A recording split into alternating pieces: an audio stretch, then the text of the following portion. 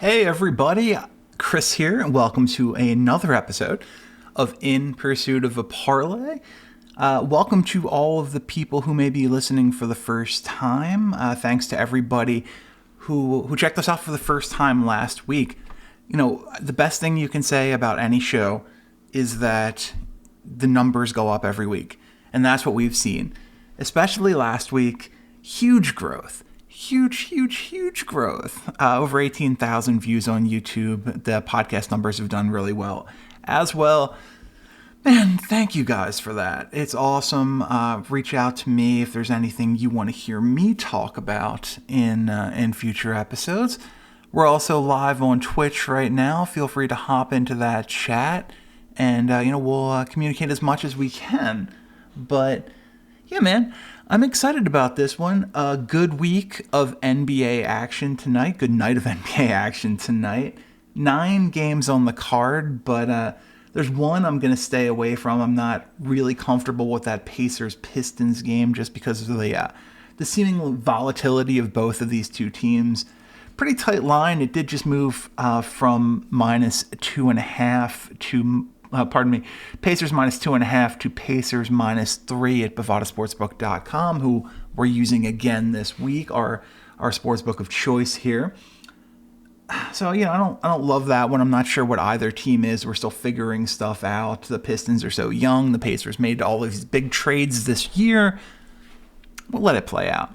We only need 8. We only need 8 on the main card. I do think there's going to be some bonus college basketball money lines this week, just to bump that parlay number up a little bit more. But we'll see when we get there. Let's kick this thing off with our first game of the night, the Atlanta Hawks versus the Washington Wizards. In Washington, we're showing about 59% likelihood that the Hawks are going to win this game outright.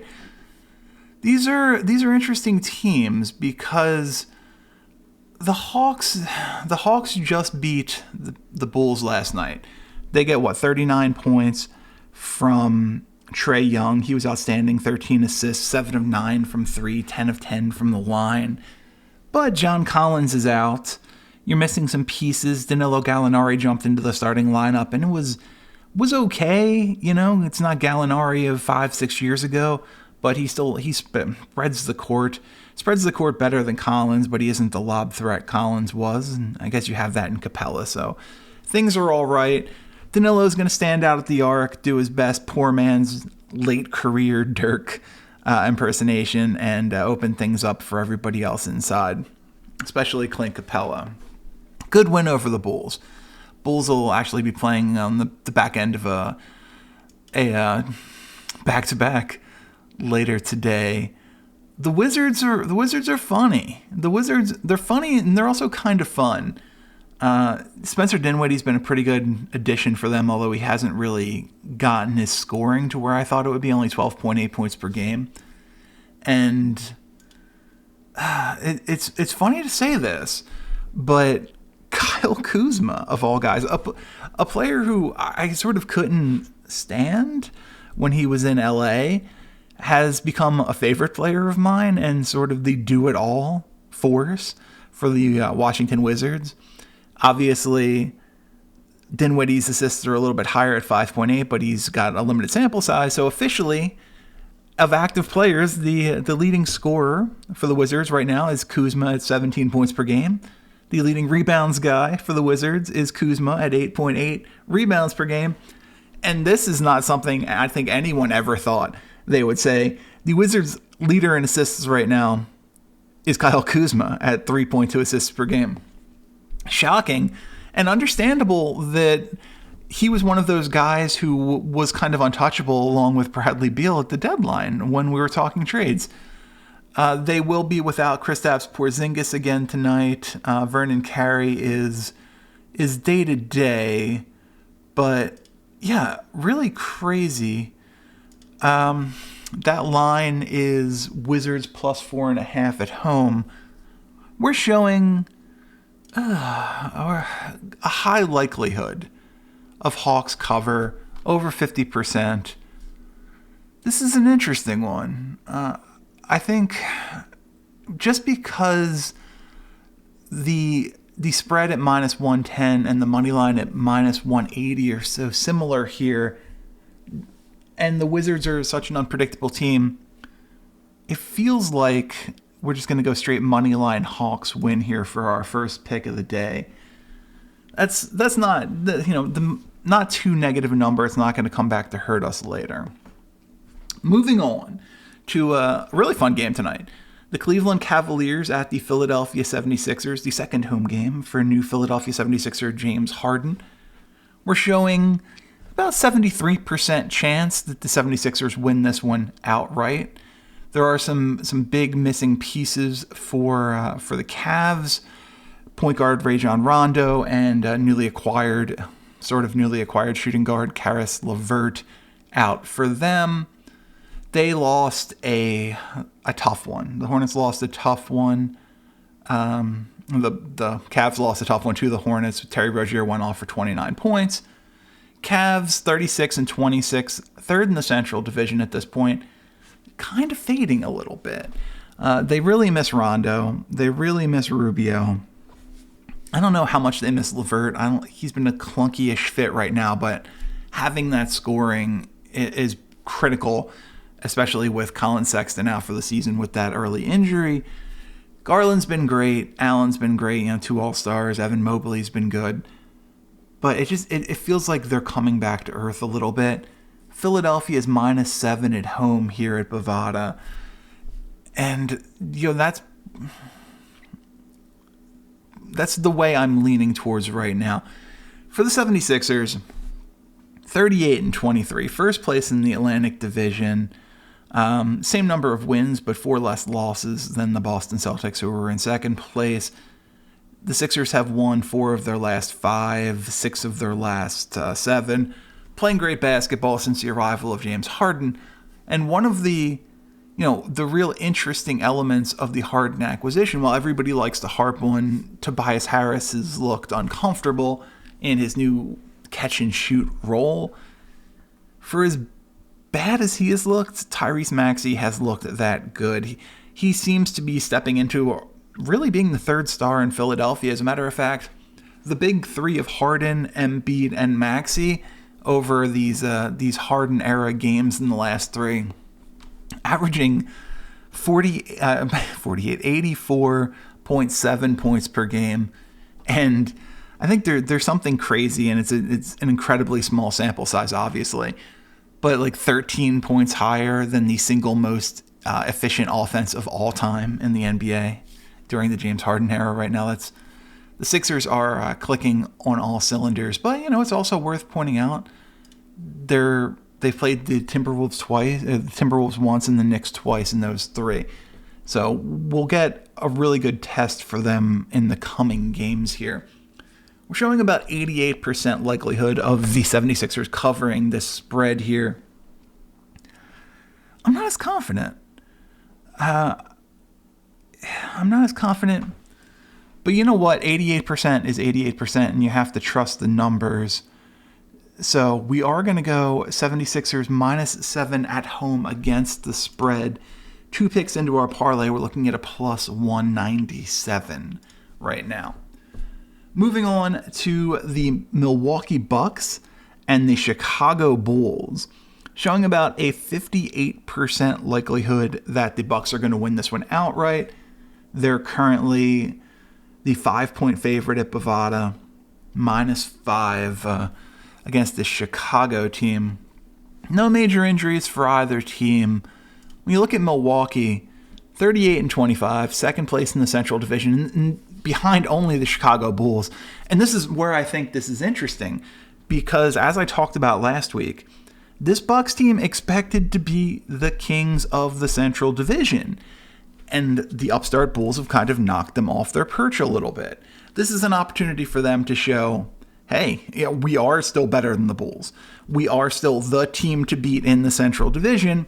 I think we're going to see that tonight. I do. They've won 3 of their last 5, including wins over the Heat, Hornets, and Pacers. The Bucks, I wouldn't say clicking on all cylinders, but they're figuring stuff out. The Bulls have been struggling a little bit of late. They've lost their last three of their last five, although they did have a nice little 6-game winning streak prior to that against, you can call it lackluster competition. Their 3 losses have come to the Hawks, Heat, and Grizzlies. They lose, as I mentioned earlier in the Hawks part of this, they lost to Trae Young and the Hawks earlier on. Young scores 39. He was uncontainable, and DeRozan had a human game by DeRozan's previous numbers, I guess.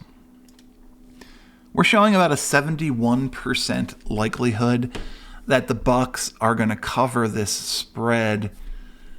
This is a challenging one. As a favorite, the Bucks are actually, against the line, the Bucks are 23-27 this year. And as an away favorite, they're actually 13-7. So that is solid. I think we're going to go money line here. I don't feel good about the 5. Honestly, I don't feel good about the 5. We're going to take Bucks money line, minus 210 at Bovada. 3 picks in. Our parlay is now a plus 338. So we're getting 3x our money, a little over 3x our money right now. 4th game of the night. Fun one, just because this Magic team is always fun. Really want to see them hit that number 1 pick in the lottery. Want to see Chet Holmgren on this team next year. Though it sort of feels like fait accompli for some reason to me that Paolo Banchero is going to be a member of the Orlando Magic next season. I don't know. It just feels like it's going to happen. Bovada has the Raptors 8-point favorites at home here. We're showing that the Raptors will win this one out right about 72% of the time. And the Raptors team is weird too, right? The Magic 15-48, 5th place in the Southwest Division, but really a team with a lot of good players, specifically a lot of good guards who can surprise on any given day. They're going to be missing Markelle Fultz, who just came back from the ACL injury. He's going to sit this one out. Wendell Carter Jr., who has been playing spectacular basketball over the last couple of weeks, is going to be day-to-day right now. We don't have a final determination. Magic have won 2 of their last 5, 2 of their last 7, 3 of their last 10. And that's about what they've been all season. That checks. That checks out. Cole Anthony has stepped up for them, although I question the long-term ability to win. If Cole Anthony is your leading scorer, he's just not a very efficient shooter right now, under sub 40% from the field. I like Anthony a lot more as your top guard off the bench and a guy who can provide a spark. And Jalen Suggs is there, so eventually we'll see what ends up happening with that starting point guard position. When we turn to the Raptors, they're going to be without OG Anunoby tonight. They're going to be without Thad Young tonight. They are 34-28, 3rd place in the Atlantic Division, 4.5 games behind first place Philadelphia. Just want to say that as much as I can. They've won 2 of their last 5. Both of those wins over the Nets, 1 at home, 1 away. The away victory where, surprisingly, Kyrie Irving was playing. It's a 1-point game. And the other one, it's a 36-point affair. So different outcomes is what I'm getting at here. With all of that said, it just doesn't feel like this Magic team is quite ready to compete with a more seasoned Raptors team, even if they're underperforming this year. We're showing about a 75% likelihood that Toronto is going to cover this spread. It probably feels right. Honestly, the Magic are, against the spread, they're 24-34 as an underdog, 19-14 as a favorite against the spread for the Raptors. This wasn't initially a game I was going to pick spread. I thought this was a money line pick. Now I might be leaning spread. I think we're going to take the Raptors. We're going to trust the numbers, and 4 picks in our parlay now plus 737 at Bovada. We're going to head over. The next game is going to be the Minnesota Timberwolves versus the Oklahoma City Thunder. That's a really fun team. Timberwolves are going to be missing some guys, but also important pieces out for Oklahoma City tonight. We'll get to that in just a second. We show about a 63% chance the Timberwolves are going to win this game outright. I think that's probably a little bit low. Timberwolves are figuring stuff out. They're 34-29, good for third place in the Northwest Division behind a couple of powerhouses in Denver and Utah. Two really good basketball teams. Timberwolves have won 3 of their last 5, including 2 in a row with wins over the Warriors and the Cleveland Cavaliers. However, they are going to be missing star shooting guard Anthony Edwards for a little while as he deals with knee tendonitis. Not great. And starting power forward Jared Vanderbilt day to day. Oklahoma City Thunder, they just get Shea back, and they look like a different team with Shea Gilgeous-Alexander in the lineup, right? Crazy. He's their leading scorer, 23.6 points per game. The Thunder are 20-42, one of the worst records in the NBA, but all part of the plan of general manager and pick magician Sam Presti.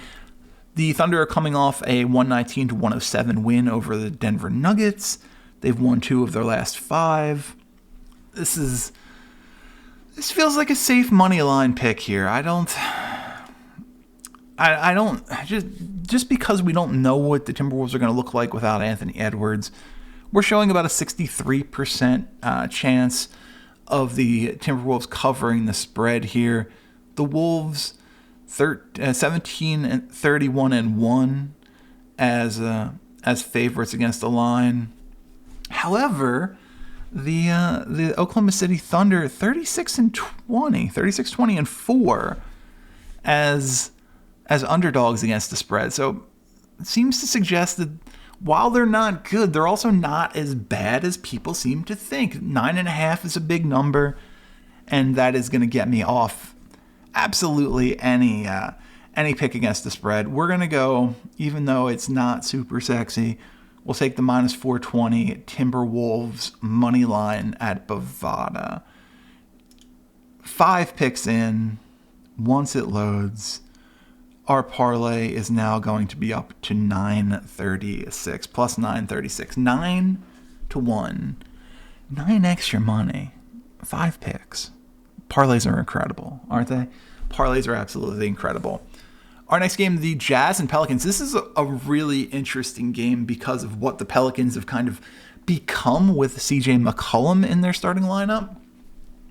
They also got some, I guess, good news that Zion is progressing in his recovery.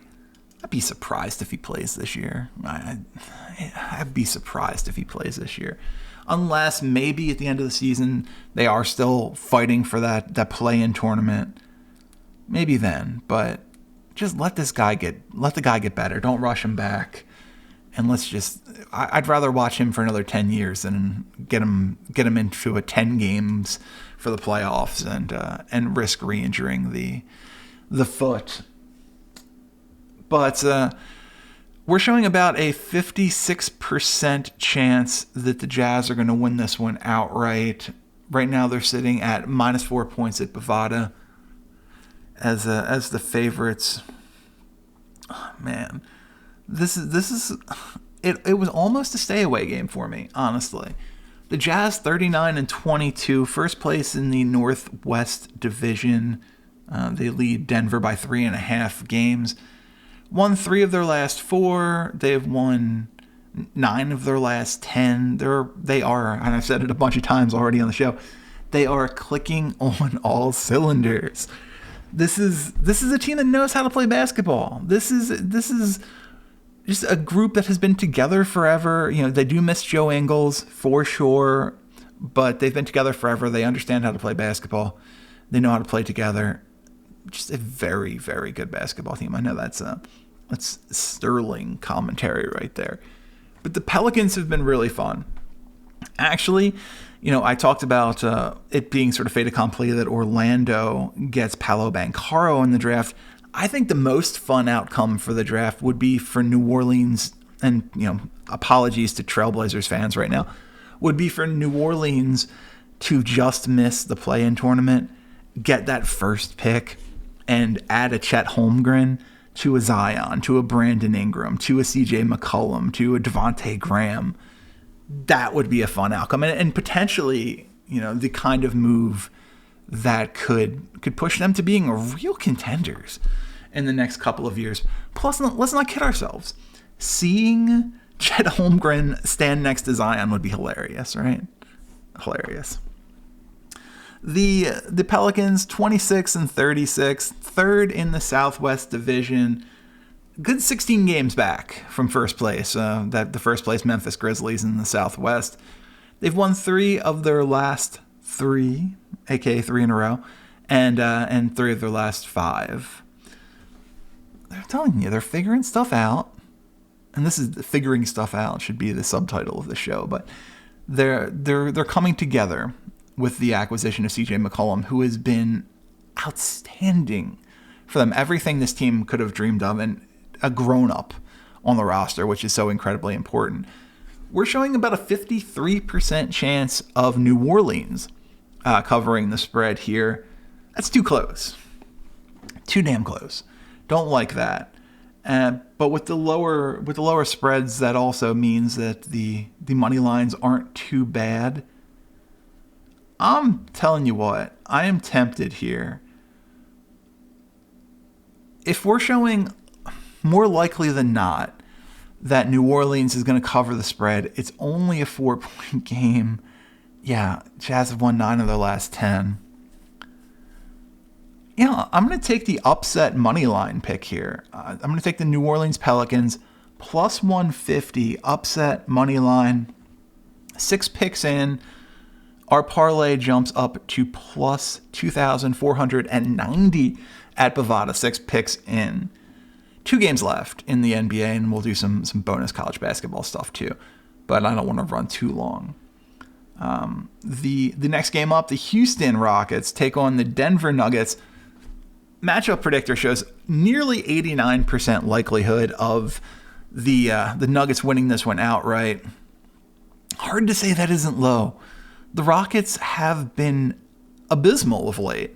15-47, 5th place in the Southwest Division, 27 games behind Memphis, which puts them 11 games behind New Orleans for 3rd place in the Southwest Division. They've won nothing. Really won nothing in a while. They've lost their last 11 games. Just playing bad basketball. Dennis Schroeder's day-to-day right now for them, and honestly, wasn't a great addition. This Rockets team, no offense to Schroeder, is desperate for high basketball intelligence veterans who can still play. Like a CJ McCollum would look great on this roster, although would also be wasted on this roster. They lost their last game, and this is funny because this is basketball any given night, right? We talked about how great the Jazz were, won 9 of their last 10. Rockets, 5-point loss to them in overtime. This was a really tight game. But I don't think that they're going to come so close this evening. Denver, on the other hand, 36-26. 2nd place in the Northwest Division behind the Jazz. They've won 4 of their last 5. They've won 6 of their last 7. Nikola Jokic, and it's worth pointing out that Michael Porter Jr. and Jamal Murray are both progressing and potentially back in the lineup this year. It's easy to point to a Joel Embiid in Philadelphia and say that this is the MVP of the league. And the argument to be made for Jokic is that they're missing all of these guys and they're playing great basketball. Denver is, like I said, 2nd place behind a really good Jazz team in the Northwest Division. And this is all on the shoulders, the ample shoulders of Nikola Jokic. Unbelievable basketball talent, although probably the defensive side does separate them a little bit in my mind towards Embiid, obviously. Now, we talked about how bad Houston is. We're actually showing a 55% chance that Houston covers the spread here. I don't want anything to do with this game. We're just going to take the Nuggets money line. It is minus 1,100 at Bovada, so it's not going to do a ton for us, but it's going to be our 7th pick in the parlay. It's going to add numbers. We're going to go from 24.90 to 27.26. So, and we go from 24 times our money to 27 times our money on what seems like an absolute lock that the Nuggets will win the game outright. Could do worse than that, right? Final NBA game of the day, 10 o'clock start here on the East Coast, 7 o'clock in Phoenix. The New York Knicks take on the Phoenix Suns. We're showing a 73% likelihood of the Suns winning outright. And this is interesting because the Suns are, they're shorthanded to say the least. They'll be without their starting backcourt of Chris Paul and Devin Booker. Those are two pretty critical players for this team. The Suns are 50-12, first place in the Pacific Division, first place in all of basketball at 50-12, 7.5 games up on the Golden State Warriors in the Pacific. They've won 3 of their last 5, but only 1 of their last 3 is worth pointing out. Losses to the Jazz, losses to the Pelicans, a win by 30 over the Trailblazers. Interesting. The Knicks have lost their last 6. They're 25-37, 5th place in the Atlantic Division. And not a lot of these games have been tight over the last 3, I guess. With that said, RJ Barrett is playing unbelievable basketball right now. They're a weird starting lineup because they don't really have a point guard. They just kind of give RJ Barrett the ball and let him figure stuff out. Also rely on the passing ability of Julius Randle at power forward. A point guard would really help this team. I understand why you're just saying, hey, RJ, here's the ball. Figure it out. Let's continue to grow. This will help us in the future. But a real point guard would do wonders for this team. Getting Derrick Rose back, man, it's going to might be too late to even compete for that play-in tournament once D Rose is back. And this would be a completely different team without him. The Kemba thing is weird. I don't know if he just completely fell off a cliff or he just doesn't fit in there. Maybe he's too professional for the New York Knicks. I don't know. But the Kemba thing is weird. They seem to make the decision to shut him down pretty quick. Suns are minus 6.5 at home here. We're showing a 69% chance that the Suns are going to cover this. It feels right. The Knicks are 10-19 against the spread as underdogs this season. The Suns 30-25 against the spread as favorites. They're both sub 500. The Knicks significantly so. In our next category, the Knicks 7-12 as away dogs against the spread, and the Suns just below 500, 16-17 as home favorites against the line. I don't love this game. This is another one where I think there's a chance that the Knicks win this one outright. We're gonna play it safe. What fun is playing it safe? Yeah, we're gonna play it safe. You never go broke taking a profit, right? We'll take the Suns money line, minus 270 at Bovada. It's going to move our parlay up to 38.54. And that's it for our 8 picks in the NBA this year. I don't want to steal some money in college basketball. There's some games where the outcome is going to be pretty decided. We're not going to get good odds on the money line. But free money's free money. Like I said, plus 38.54 right now at Bovada going into college basketball. Let's take a couple of locks here and see if we can get it up. Toledo is a 15.5 point favorite against Bowling Green today. We're going to take that minus 1,500 money line. It's going to add another 300 to our parlay, pushing it up to 41.18. Akron is a 13.5 point favorite over Central Michigan. We're going to take the minus 1,100. That's going to push us up to 4,500. I don't feel amazing about the Valparaiso Missouri State game. Missouri State plus 10.5.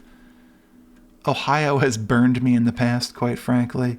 I do feel good about Loyola Marymount and and BYU. BYU is minus 12 at home. We're going to take the minus 750 money line. Going to push us up over plus 5,000. And Utah State, San Jose State, also a good one. San Jose State is plus 11 points at home.